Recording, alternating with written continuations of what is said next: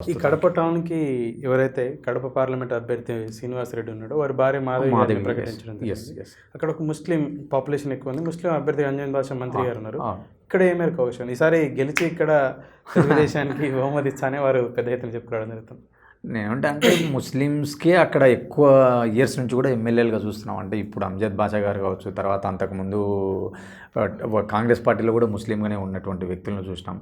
కాబట్టి మనం హిస్టారికల్గా తీసుకున్నప్పుడు అక్కడ ముస్లిం సామాజిక వర్గమే, అంటే టీడీపీ అయినా కాంగ్రెస్ అయినా వైఎస్ఆర్సీపీ అయినా కూడా అక్కడ ముస్లిం అభ్యర్థులే చాలా సందర్భాల్లో ఎమ్మెల్యేగా ఉన్నారు. కాబట్టి in terms of population, in terms of సామాజిక వర్గం కొంత ముస్లిమ్స్కి ఎక్కువ అవకాశం ఉంది అనేది నా భావన.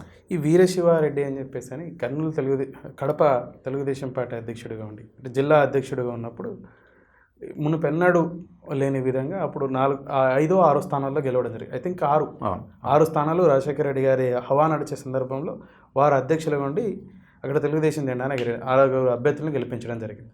వారు మళ్ళీ మొన్నటి వరకు ఇనాక్టివ్ ఉండి తెలుగుదేశం పార్టీకి దూరంగా ఉండి, వారు ఎవరో కాదు పొద్దుటూరు ఇన్ఛార్జ్ ఎవరైతే ఉన్నారో ఉక్కు ప్రవీణ్ గారు పెద్ద, వారు మళ్ళీ కూడా కమలాపురం మాజీ ఎమ్మెల్యే. వారి ప్రభావం ఈసారి ఏమైనా ఉండొచ్చు అంటారా? వారి ప్రభావం అలాగే ఇప్పుడు జగన్మోహన్ రెడ్డి గారి సోదరిమణులు అయినటువంటి సునీతారెడ్డి గారు, షర్మిలారెడ్డి గారు అపోజ్ అయ్యారు కదా, మా అన్నకు ఓటు వేయద్దని ఓపెన్గా కామెంట్ వేదిక ద్వారా అదే ఉంటుంది. ఇంపాక్ట్ నేనేమంటానంటే మ్యాసివ్ ఇంపాక్ట్ ఉంటుంది అనుకోవట్లేదు. షర్మిల ఇంపాక్ట్ కానీ, సునీత ఇంపాక్ట్ కానీ, వాళ్ళు ఏదో ఒక 2-3 నియోజకవర్గాల్లో, ఒక 4-5 మండలాల్లో వాళ్ళకున్న బంధుత్వాలు, స్నేహాలతో కొంత ఇంపాక్ట్ చేయగలరు. కానీ ఎమ్మెల్యే అభ్యర్థులను ఓడిపోయేంత కానీ, ఎమ్మెల్యే అభ్యర్థులను గెలిపించేంత స్థాయిలో వాళ్ళ ఇమేజ్ కానీ, వాళ్ళ చరిస్మాటిక్ లేదనేది నా భావన.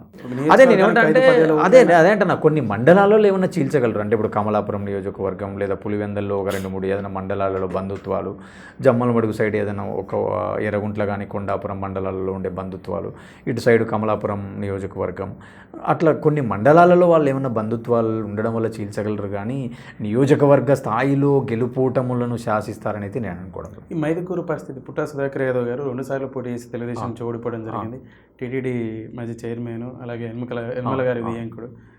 అక్కడ మైదుకూరు పరిస్థితి మీకేమైనా? ఇప్పుడు ఆయనకు టికెట్ ఆయనకే ఇచ్చినారు. ఇప్పుడు రఘురామరెడ్డి గారు ఆయన ఇప్పుడు నువ్వు మైదుకూరు ముఖ చిత్రం చూస్తే ఎట్లుంటుందంటే 1982 నుంచి అక్కడ ఇద్దరే ఎమ్మెల్యేలు ఉంటే, డిఎల్ రవీంద్రారెడ్డి లేకపోతే మెట్టుపల్లె రఘురామరెడ్డి గారు, వీళ్ళిద్దరే అక్కడ ఎమ్మెల్యేలుగా పనిచేస్తున్నారు. ఇంకా 3వ వ్యక్తి ఆడ రవీంద్రారెడ్డి గారు జగన్మోహన్ రెడ్డి గారికి యాంటీగా ఉన్నారు.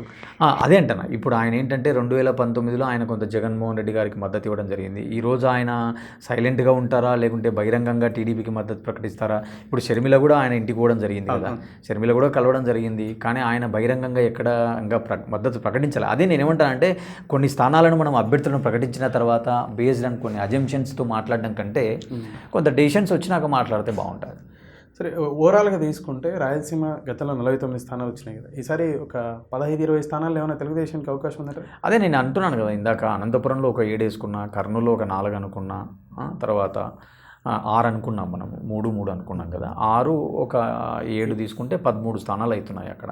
అంటే ఓవరాల్గా మొత్తం కడప, చిత్తూరు అట్లా తీసుకున్నప్పుడు నేనేమనుకున్నా అంటే ఓవరాల్గా మనం ప్రిడిక్షన్స్ ప్రకారం తీసుకుంటే ఒక 15 స్థానాలలో ఏమైనా ఈసారి టీడీపీకి there will be a chance. ఎందుకంటే వర్గాలు రాజకీయం ఎక్కువ, అక్కడ వర్గ రాజకీయం ఎక్కువ కాబట్టి వాళ్ళు కూడా కొంత అసంతృప్తులనండి, ఇక్కడోళ్ళు అక్కడ పోవడం, అక్కడోళ్ళు ఇక్కడ రావడంతో. అది కాక ఇంకొకటి అడ్వాంటేజ్ ఏముంటుందంటే, ఎమ్మెల్యేగా ఉన్నప్పుడు నువ్వు ప్రజలను కలవలేవు.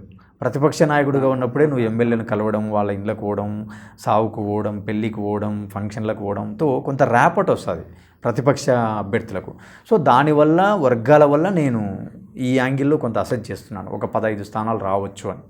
ఇక్కడే 15 స్థానాలు వస్తే బేసిక్గా తెలుగుదేశం పార్టీని సమర్థించే వ్యక్తులు, అంటే తెలుగుదేశం పార్టీ అధికారంలోకి వస్తుందని వాదన వినిపించే వ్యక్తులు చెప్పుకొచ్చేది ఏంటంటే, ఈసారి ఒక 15-20 స్థానాల్లో రాయలసీమ నుంచి అవకాశం ఉంటుంది.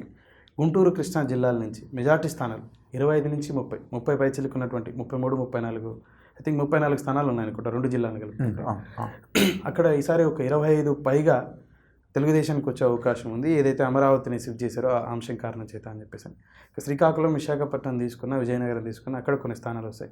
ఈస్ట్ వెస్ట్ ఒకవేళ కమ్మ కాపు కన్సోలిడేట్ అవుతాయి, ఈ 34 ఉంటాయి. ఈ తెలుగుదేశం జనసేన ఒకవేళ అలయన్స్ని అంగీకరిస్తే కార్యకర్తలు, అక్కడ కూడా మంచి స్థానాలు వస్తాయి, 30కి పైచలకు. గవర్నమెంట్ ఈజీగా ఫామ్ చేయొచ్చు అని చెప్పేసి అంటారు. ఆ పరిస్థితి ఉందంటారా? ఆ వాదన మీరే నేనేమంటానంటే ఇప్పుడు ఒక 2 జిల్లాలలో ఒక ప్రాంతంలో మనకుంది, ఇంకొక ప్రాంతంలో వాళ్ళకుంది. సో ఇలాంటి అజంప్షన్స్ కంటే ఇప్పుడు ఓవరాల్గా 175 స్థానాలు మనకున్నాయి. సో ఇప్పుడు 175 స్థానాల్లో ఈరోజు వైసీపీ బలం ఎంత? 151 స్థానాలు. టీడీపీ బలం ఎంత? 23 స్థానాలు. సో ఈరోజు మళ్ళీ జనసేన ఉంది. ఇప్పుడు 2014లో కానీ 2019లో కానీ జనసేన నామినల్ అంటే వాళ్ళ అభ్యర్థులను పెట్టలేదు 14లో కాబట్టి టీడీపీకి కలిసి వచ్చింది. 2019లో సొంతంగా పోటీ చేసినారు కాబట్టి ఓటు వాళ్ళు ఎంతో కొంత చీల్చినారు. అది ఇండైరెక్ట్లీ ఆర్ డైరెక్ట్లీ ప్రతిపక్షం ఆ రోజు టీడీపీకి కొంత నష్టం చేకూరింది. మళ్ళీ ఈరోజు వాళ్ళు కలుస్తున్నారు.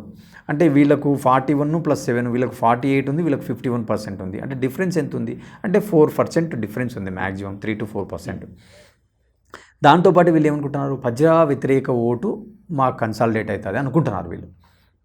అలా అనుకోవడం వల్ల మాకు గెలుపు అవకాశాలు ఎక్కువ ఉన్నాయనేది వీళ్ళ వ్యూహం.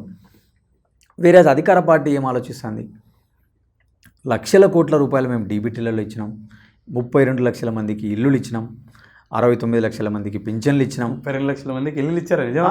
హౌసింగ్ పట్టాలు ఇచ్చారు అంటున్నారు కదా. ఇప్పుడు లెక్కలు కనపడుతున్నాయి కదా. పక్కన పెట్టండి, గ్రౌండ్లో నిజంగా అన్నీ అంటారా? అంటే నేనేమంటానంటే ఇప్పుడు నేనేం చెప్తానంటే ఇప్పుడు ఆ ప్రభుత్వంలో లెక్కలైనా ఈ ప్రభుత్వంలో లెక్కలైనా మనం ప్రభుత్వం చెప్పిన డేటానే తీసుకోవాలా. ఇప్పుడు మనం పోయి గ్రౌండ్లో ఇంటింటిని చెక్ చేయం కదా, నీకు వచ్చిందా అని. అంటే నేను ప్రభుత్వం జారీ చేసిన ప్రకటనలు చెప్తున్నాను నేను నీకు. అంటే మనం బడ్జెట్ వచ్చిన లెక్కలు చూస్తాం తప్ప వాళ్ళు యాక్చువల్గా ఎంత ఖర్చు పెట్టినారు, ఎంత పోయినారు అనేది అది మళ్ళీ ఆడిట్లో మనకు తెలుస్తుంది. నేనేమంటే ప్రభుత్వం ఇచ్చే ప్రకటనల ద్వారా మనకు వచ్చేటువంటి సమాచారం తీసుకుంటే వాళ్ళు ఇన్ని లక్షల కోట్లు, ఇన్ని వేల కోట్లు మేము ఇచ్చినాము, ఖచ్చితంగా సంక్షేమం చేసినాము, ప్రజలు మా వైపే ఉన్నారని అధికార పార్టీ చెప్తుంది. సరే, పీపుల్ విల్ డిసైడ్ కదా. ఇప్పుడు మనం ప్రజా తీర్పు నేను చెప్పలేను, నువ్వు చెప్పలేము, అదేం జాతకం కాదు, జ్యోతిష్యం కాదు. అది మనం ఖచ్చితంగా వీళ్ళకే ఇంత వచ్చేస్తున్నాయి, వీళ్ళే గెలవబోతున్నారని చెప్పలేం. ఆ రోజు 2014లో కూడా జగన్మోహన్ రెడ్డి గారే సీఎం అవుతారని చెప్పి అందరూ అనుకున్నారు. కానీ ఫలితాలు చూసి ఏమైపోయినాయి, వాళ్ళకు వచ్చిన ఓటు పర్సెంటేజ్లో ఒక 2% ఓట్ పర్సెంట్ డిఫరెన్స్ ఉన్నా కూడా కానీ వాళ్ళకు స్థానాలలో చాలా డిఫరెన్స్ వచ్చింది కదా. వాళ్ళకు దాదాపుగా 112, 113 వస్తే వీళ్ళకు కేవలం 67. అమరావతి ఇంపాక్ట్ చూపించి గుంటూరు, కృష్ణా జిల్లాలలో వైఎస్ఆర్సీపీకి ఏమైనా నెగిటివ్ అయ్యే అవకాశం ఉంది, స్థానాలు కోల్పోయే అవకాశం ఉంది ఉంటే ఏ మేరకు? అంటే గుంటూరు జిల్లాలలో ఏంటంటే కొంత ఎమోషన్ ఉండొచ్చు వాళ్ళకు. అంటే మా ప్రాంత అభివృద్ధి, మా ప్రాంత రాజధానిని కూల్ చేసినారు, మా ప్రాంతాన్ని దూరం చేసినారు అని ఒకవేళ ఫీల్ అయితే ఖచ్చితంగా ఎంతో కొంత ఇంపాక్ట్ ఉంటుంది. కాకపోతే వీళ్ళు ఏమనుకుంటున్నారు, మాకు అన్ని ప్రాంతాలు ముఖ్యము, మేము అన్ని ప్రాంతాలను సమానంగా చూస్తాము, ఒక ప్రాంతాన్ని అభివృద్ధి చేస్తే మిగతా ప్రాంతాలలో వేర్పాటువాద ఉద్యమాలు వస్తాయి. దయచేసి ఆ పార్టీ వాదన కాకుండా మీ పర్సెప్షన్లో ఇప్పుడు అమరావతి ఏదైతే తరలింపు ఉందో ఎగ్జిక్యూటివ్ క్యాపిటల్ని తీసుకెళ్ళి వైజాగ్లో పెట్టడం కారణం చేత గుంటూరు, కృష్ణాకి సంబంధించిన జిల్లాకు సంబంధించిన ఓటర్లు తెలుగుదేశం వైపు మొగ్గు చూపే అవకాశం ఉంది. అక్కడ మెజార్టీ స్థానాలు తెలుగుదేశంకి వచ్చే అవకాశం ఉంది. నేనేమనుకుంటున్నానంటే 2019 రాజకీయాలని చాలా క్లోజ్గా అదే చెప్తాను. నేనేమంటానంటే ఇప్పుడు సామాన్యులకు సచివాలయంతో రాజధానితో పని ఉంటుందా? మేక్ ఇట్ గ్రౌండ్ లెవెల్ ఆలోచిద్దాం మనం. అంటే ఇప్పుడు అడ్మినిస్ట్రేటివ్ క్యాపిటల్కు రోజు సామాన్యుడు పోడు, ఒక మధ్యతరగతి వాడు పోడు. కాకపోతే ఏంటంటే ఒక ఎమోషన్, రాజధాని ప్రాంతం మా ప్రాంతంలో ఉంది, ఒక నగరం మా ప్రాంతంలో ఉందని ఎవరైతే ఎమోషన్ తీసుకుంటారో అలాంటి వాళ్ళు ఖచ్చితంగా ఎంతో కొంత డిసప్పాయింట్ అవుతారు, కొంత వ్యతిరేకంగా ఉంటారు. కానీ సమాజంలోని మిగతా వర్గాలు కూడా ఉంటాయి కదా, మైనారిటీలనండి, దళితులనండి, బీసీ, ఎస్సీ సామాజిక వర్గాలనండి, తక్కువ ఆదాయం ఉన్న వర్గాలనండి, ఇలాంటి వాళ్ళల్లో ఏమనుకుంటారు, ఇప్పుడు మాకు ఈ 5 ఏళ్లలో ఏం చేసినాడు, ఏం చెప్పినాడు, ఏం చేసినాడు అనే ప్రాతిపదికన కూడా ఓటింగ్ జరుగుతుంది తప్ప ఒక అమరావతి రాజధాని పక్కకు పోయింది అనే దాన్ని బట్టి ఓటింగ్ జరగదు కదా. ఓటింగ్ జరగడానికి పారామీటర్స్ చాలా ఉంటాయి. అంటే ఇప్పుడు ఒక వ్యక్తి గెలవడానికి కానీ ఒక వ్యక్తి ఓడడానికి ఇప్పుడు సామెత ఉంది కదా, కర్ణుని సావుకు 100 కారణాలని చెప్పి కేవలం ఒక అమరావతి కారణంగా ఓటింగ్ జరగదు అనేది నా భావన. ఇక చివరిగా జగన్మోహన్ రెడ్డి గారి బలాలు బలహీనతలు అంటే ఏం చెప్తారు? జగన్మోహన్ రెడ్డి ఈ 5 సంవత్సరాలలో వారు ప్రజలకు చేసిన మంచి ఏంది అంటే ఏంటంటే బలాలు ఏంటి జగన్మోహన్ రెడ్డి అనుకుంటే నేను అనుకుంటే సంక్షేమమే తన బలం. ఇంకోటి ఏంటంటే మేనిఫెస్టో ఏదైతే చెప్పాడో నాకు 97% నేను మేనిఫెస్టో ఇచ్చినాను, నవరత్నాలు ప్రోగ్రాం అమలు చేసినాను, నేను ఖచ్చితంగా పేదవాళ్ళ మనసులు దగ్గరైనాను, విద్యకు పెద్దపీట వేసినాను, ఆరోగ్యానికి పెద్దపీట వేసినాను అనేటువంటివి వాళ్ళ బలాలు. ఇంకొకటి ఏంటంటే 100 కోట్లు కూడా ఖజానాలో లేవని చెప్పి పెద్ద పెద్ద అక్షరాలతో ఇవే పత్రికల్లో రాసినారు కదా. కానీ ఈరోజు దాదాపుగా 4.5 సంవత్సరాలలో 2 లక్షల బడ్జెట్ సగటున 8 లక్షల బడ్జెట్ను ఖర్చు పెట్టడం జరిగింది కదా. ఆ లెక్కలు కూడా ఈరోజు చెప్తున్నారు కదా. డీబీటీ రూపంలో ఎక్కడ పోయిందో చెప్తున్నారు, ఉద్యోగుల వేతనాల రూపంలో ఎంతనో చెప్తున్నారు, కార్పొరేషన్ల రూపంలో ఎట్లా ఖర్చు పెట్టినామో చెప్తున్నారు. కాబట్టి సో ఇవన్నీ వాళ్ళ బలాలుగా చూడొచ్చు మనం. ఒకవేళ కాసేపు బలహీనతలు కూడా చర్చిద్దాం. బలహీనతలు అనుకున్నప్పుడు ఏమనుకుంటాం? ఉద్యోగులకు సిపిఎస్ అనేటువంటి ఒక హామీ ఇచ్చినాడు, దాన్ని ఈరోజు జీపీఎస్గా మారుస్తున్నాడు. కొందరిని ఇంకా రెగ్యులరైజ్ చేస్తామని చెప్పి జీవోలు ఇచ్చినారు, కానీ ఇంకా కొంత వాస్తవ రూపం దాల్చలేదు. ఇంకొకటి ఏంటంటే అమరావతి అక్కడ ఉన్నటువంటి కొన్ని వర్గాలు, కొంత భూములు ఇచ్చినటువంటి వాళ్ళు కొంత అసంతృప్తిలో ఉన్నారు. ఇవెల్లా ఆయనకు కొంత వ్యతిరేకతలు, కొంత బలహీనతలుగా మనం చూడాలి.